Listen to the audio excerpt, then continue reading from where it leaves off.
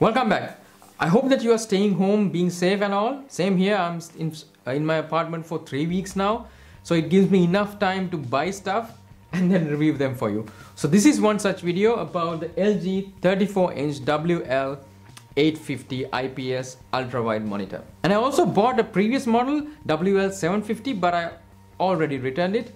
Stay tuned to know why I returned that and stick with this one. So without further ado, let's get started with the comparison between the WL750 and the WL850 LG ultrawide monitors. Coming up.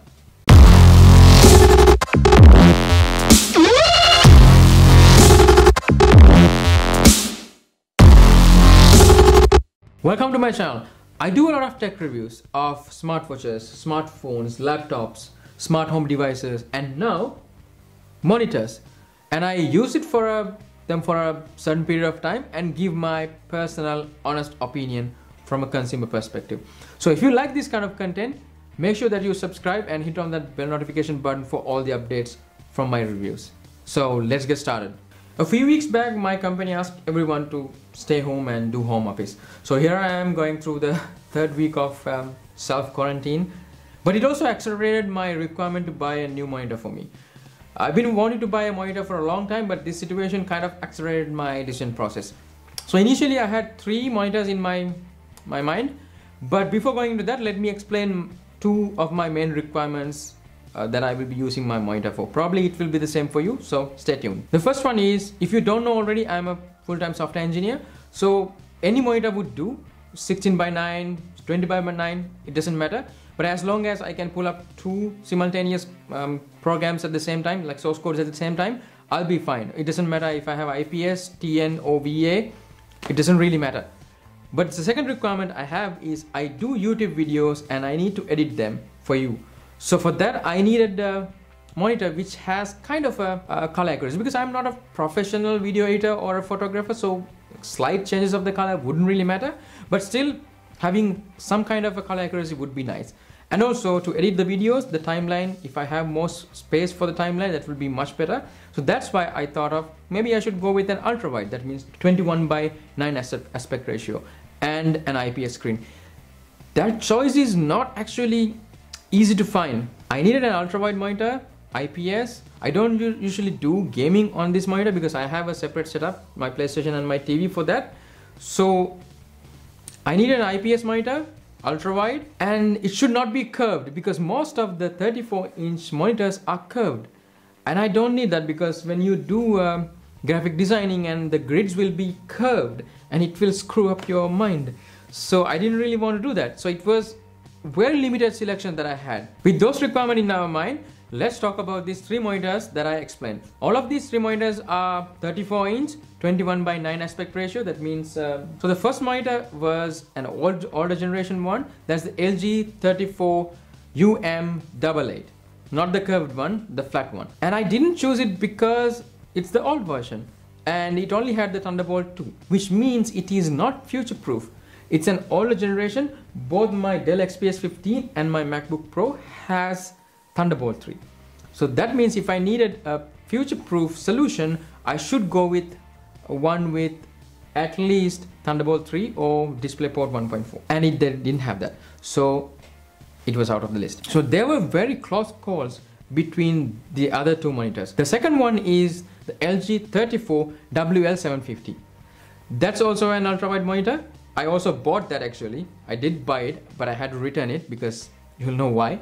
The third monitor is LG34WL850, and that is expensive. But fortunately, I got it for a kind of a cheaper price, but not super cheap. It's 530 if I remember right. It's not the brand new one, but used like new one, because I really like the specifications of this monitor. Let's compare the one that I really had, that I can compare, the WL750 and WL850. So both of these monitors are 34-inch ultrawide, that means 21:9 aspect ratio. Both of them are IPS screens, so that means the colors are mostly accurate, and both of them had the AMD Freesync. If you don't know what Freesync is, it's a technology that's embedded into the monitor. Nvidia also has that. They call it G-Sync, but the monitors are expensive. But AMD provides us Freesync, so it's not that expensive in a monitor. So what it does is it kind of synchronizes the frame that's shown in the monitor into the graphics card. So there will be less screen tearing. What screen tearing means, one part of the monitor shows one frame and another part of the monitor shows another frame because the frames are not synchronized. To solve that, the latest monitors have a technology called synchronization. So AMD has the Freesync and NVIDIA provides the G-Sync one. So both of these monitors have AMD Freesync. So it should be quite okay to play games. But I think it's only supported from AMD graphics cards. NVIDIA supports some FreeSync monitors, but not all. So make sure that your graphics card supports the monitor that you are going to buy, which has FreeSync. Despite these similarities, there are several significant differences between the 750 and the 850. Starting from Thunderbolt. 750 doesn't have any Thunderbolt ports, not even two. It only has two HDMIs and one display port and one output for the 3.1 headphone jack that you can plug external audio. On the other hand, WL has a Thunderbolt 3 port. That means it can display content while charging your laptop. But it also depends on what kind of power usage your laptop has. For example, my Dell XPS 15 7590, it can display the content, but it cannot really charge in a proper speed. So it kind of complains, I cannot go to the full performance mode. But on the other hand, my MacBook Pro 2017 model, it charges without any problem. Regardless of both of these monitors have 10-bit depth, the 750 does not support any certified HDR because it only has 350 nits at its peak by brightness. But on the other hand, 850 has 400 nits at its peak brightness, so it has the HDR 400 certification. Surprisingly, the 850 has two full-size USB 3 ports that you can charge or even transfer data while you are connected through the Thunderbolt port, which 750 didn't have. And also 850 has stereo max audio speakers, which are comparatively loud and not bad.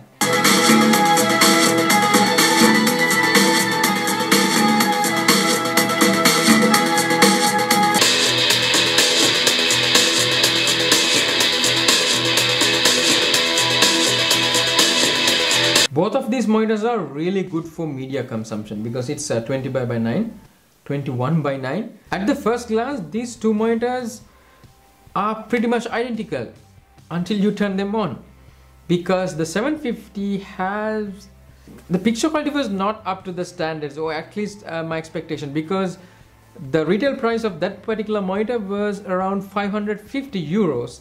It's a lot, but the IPS glow was super evident. It's super noticeable, especially when you are working in dark or your screen shows some dark pictures or scenarios, and the bleeding was so bad. Probably I don't know if I had a defect monitor, but still it was super noticeable. But on the other hand, 850, yes, it still have IPS glow, but it's very minimum. And of course, because it has HDR 10, HDR 400, the colors are more popped out. The blacks are much deeper and the whites are much brighter. So it gives this not super HDR feeling, but some kind of an HDR. I tried both of these monitors with my PlayStation Pro, which supports HDR 10. So let's take a look and see how well these two monitors perform for HDR.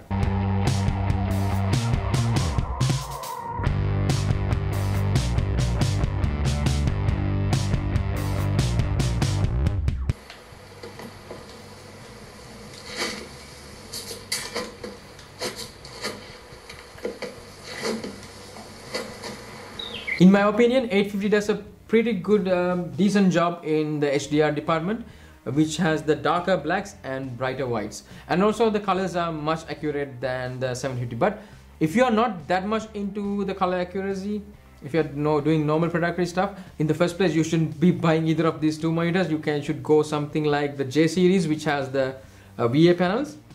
But if you're thinking of them, probably go with the 750, not the 850. But if you are super into the color accuracy and less IPS bleeding, IPS glow, probably go with the 850. So let's take a look. HDR video played on both of these monitors side by side.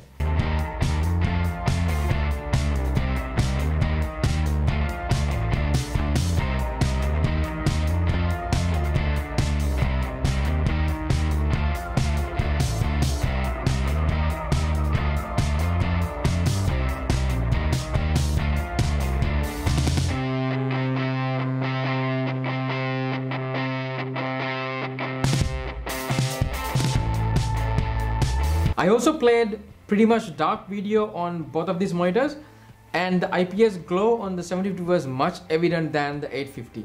Take a look.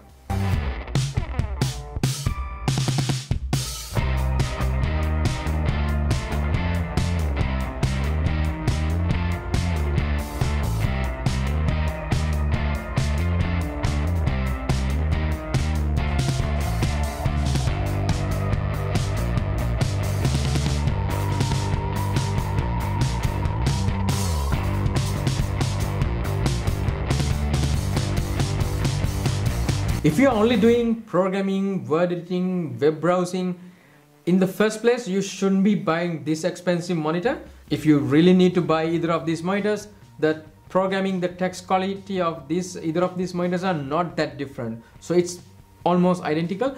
But also I face some issues when I'm connecting to my Windows PC versus the Mac OS. It took me quite a lot of time to configure the display settings and the resolutions and everything. It took me a lot of time. But Mac, just plug it in and it just works. And also there is this weird white black bar on bottom of the screen. I have no idea why Windows does that, but in Mac there is no such issue. Something I noticed in the 850, the menu navigation is quite smoother than the 750. It's as if like they just made the 750 in a hurry and the software is not so good. It's not that smooth, or I don't know, it's just like low quality software firmware they have on the monitor. But on the other hand, 850, it's quite premium. It looks premium. Even the packaging in the 850, it looks so premium, while the 750 has just a cardboard box. One smaller difference is you can tilt or rotate the screen of the 750, but for this you cannot really do that. You can tilt the monitor this way, only 5 degrees, but this only 3 degrees. You cannot really rotate it 90 degrees. So if you want your monitor portrait, how do you call portrait? This can't do that. So no, you have to like rotate the entire monitor. But the 750, it can rotate. So when you are going to buy, just think about that as well. So overall, all these 3 monitors I mentioned are really good. Probably the older version you can buy it for a very cheap price. At some point I saw it's like, I don't know, 300 euros, but it's super cheap.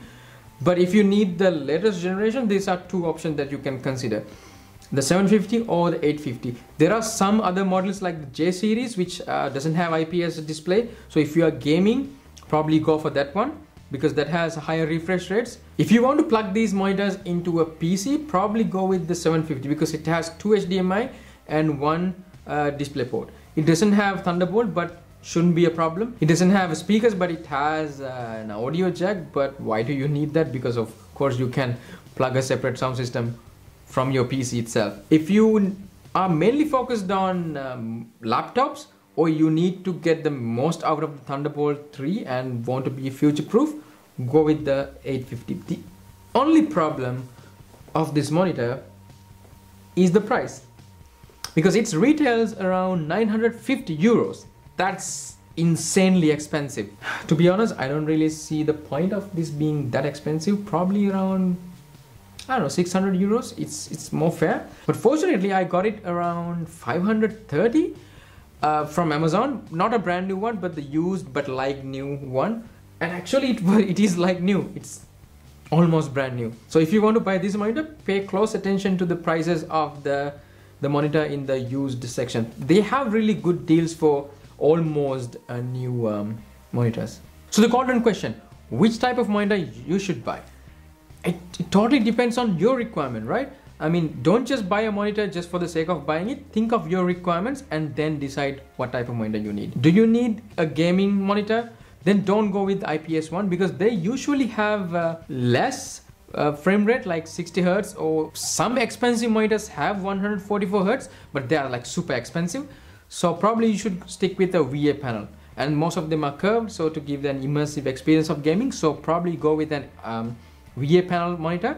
LG also have ultra-wide monitor for that. If you're just, I don't know, doing some word processing, spreadsheets, presentations, watch YouTube videos, watch movies, I don't know, surf web, probably go with a 16:9 aspect ratio. Those monitors are kind of cheaper than the ultra-wide monitors, but you can also go with the VA panels or the IPS versions. If you are into gaming, probably go with a VA panel. If you are doing some kind of graphic designing, I don't know, photography, color grading, then go with an IPS version. If you need a monitor to improve your productivity, I mean, that's wrong, because you cannot really improve your productivity by a monitor. You need a good mindset. But if you need a monitor to help to improve the productivity, probably you should go with an ultra-wide one. That means 21:9 aspect ratio. This is a 34-inch Quad HD monitor. It's not Full HD, it's not 4K, it's WQHD. That means 1440 by, I don't know, a lot of pixels. I can't remember the numbers. And for a 34-inch, I don't think you should buy a 4K screen, because I kind of regret buying a Dell XPS 15 with 4K screen, because I cannot really see the text on the screen. I have to do 150% of scaling, and the Windows scaling, let's not talk about that, which is really bad. And that means try to stick with a Quad HD. Full HD is still fine, but the resolution is kind of low and you will start seeing the pixels itself. So probably go with a Quad HD one. If you are doing video editing, probably you should already know the more the timeline you can see, the better. So probably an ultra-wide monitor suits best for you. Even if you do some programming, word processing and multitasking, ultra-wide monitor can benefit you a lot. But also make sure most of the games does not really support the Quad HD resolution, like the 21:9 aspect ratio. They are mostly made for 16:9. So also think about that. You will see some, I don't know, black bars around the screen when you are playing most of the games. So that's it from me. So this is kind of a comparison between the WL750 and the WL850 monitors, and I decided to stick with the 850. Probably you might end up with 750 if you have more cash with you, and if you're lucky to get it for a cheaper price, you can go for a 850. I highly recommend, if you have money or if you're lucky enough to get it for a cheaper price, go with the 850. It's super color accurate, not super, it's really color accurate. It is wide. It supports HDR10, specifically HDR400 certification. So it's good for both light gaming, media consumption, video editing and productivity. If you are into more than one of these things, go with this kind of monitor. So question of the day, what kind of monitor do you have and why did you buy it? And are you thinking of upgrading your monitor to an ultra wide, probably an IPS one, probably the 850? Let me know in the comment section below. And that's it from me. I hope you liked it. If you do, give it a thumbs up and subscribe to my channel, and click on that bell notification button for all the updates of the future videos from my channel. And stay home, stay safe, don't go out unless it's really necessary, unless you will die. Even that, think twice before you go out. Stay home, stay safe, and I will catch you soon.